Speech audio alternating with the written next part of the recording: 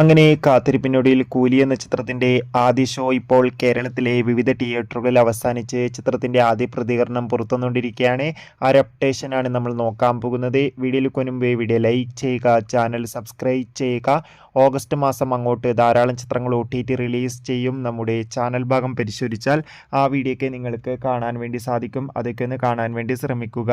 രജനീകാന്ത്, അമീർ ഖാൻ, സത്യരാജ് എന്നൊക്കെ പ്രധാന കഥാപാത്രങ്ങളായി ഇന്ന് ഓഗസ്റ്റ് 14 തീയതി റിലീസിനെത്തിയ ചിത്രമായിരുന്നു കൂലി. ഏവരുമേറെ ആകാംക്ഷയോടെയായിരുന്നു കൂലി എന്ന ചിത്രത്തിൻ്റെ റിലീസിനായി കാത്തിരുന്നത്.